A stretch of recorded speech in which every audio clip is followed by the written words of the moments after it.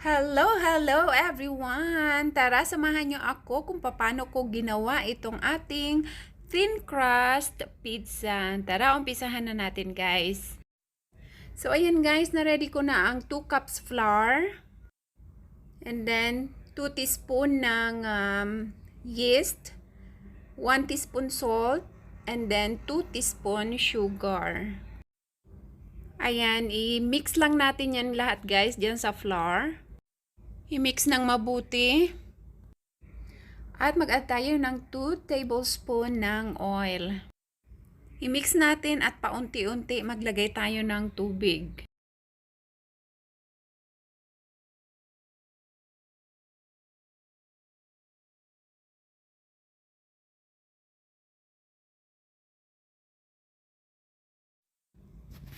Hanggang sa ma-achieve natin guys ang desired nating elasticity ng ating dough. So, mga after 5 minutes ko siyang minasa guys. Yan, lagyan natin ng kaunting oil at saka iset aside natin. Takpan natin ng malinis na tela o kaya cling wrap for about 1 hour. So, habang naka-rest ang ating dough, nakapag-slice na ako guys ng sibuyas. Yan, kamatis, bell pepper, yan, green chili at saka basil leaves.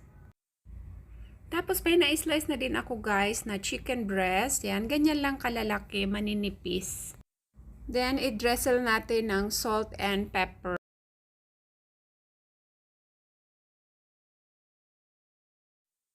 Lagyan din natin ng paprika, onion powder, garlic powder, at i-mix natin guys ng mabuti, tsaka natin i-set aside.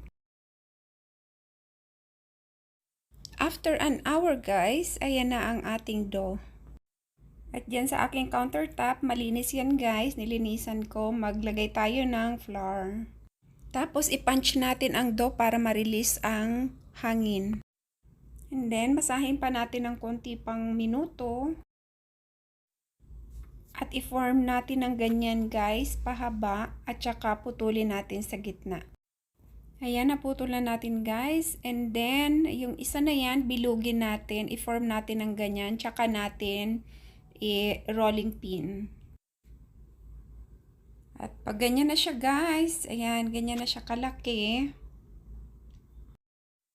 Itong ating pizza pan, lagyan natin ng oil. At pag nalagyan na natin ng oil ang pan, ilipat natin guys ang ating pizza crust. Ayan, pag na-arrange na natin guys, yan, anuhin natin ng tinidor, yung mga gilid.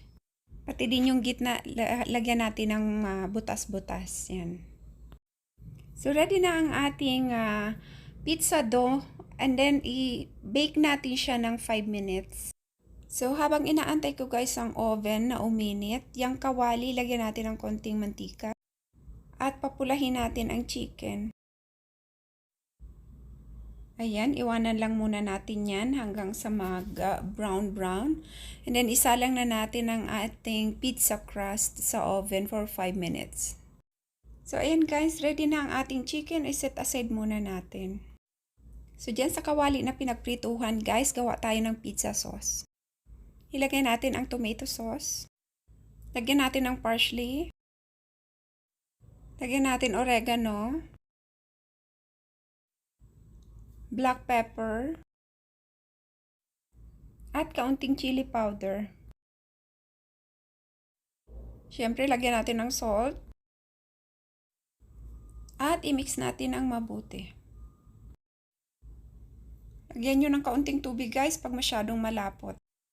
So, after natin mapakulo ng mabuti guys, ayan, ready na ang ating pizza sauce.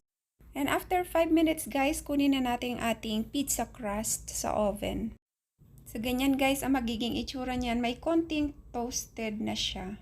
Tapos, lagyan na natin ng toppings guys. Ilagay muna natin ang pizza sauce and then yung mga toppings.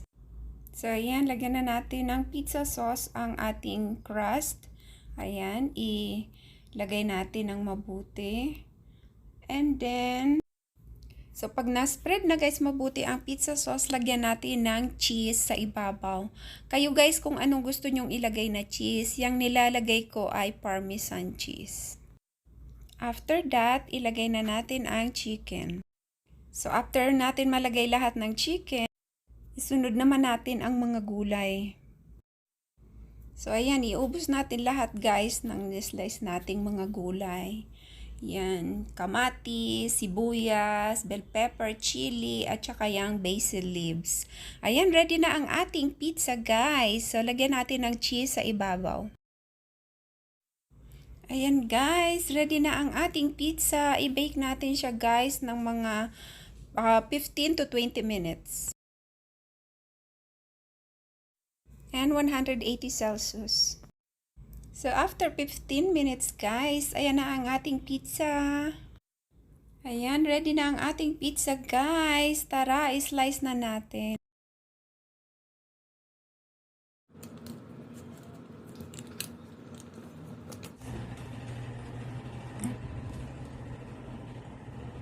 Guys, ayan na.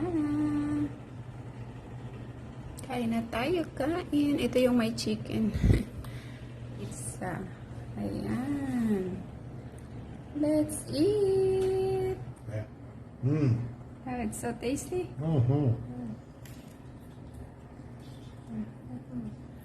It's hot. It's not tasty when it's not hot. I can only eat one at a time. Huh? I can only eat one at a time. Yeah, I know. Oh, thank you, Lord Jesus. Yeah, thin crust pizza. That's all guys. I hope you like it. Thank you for watching. See you again next time. Bye.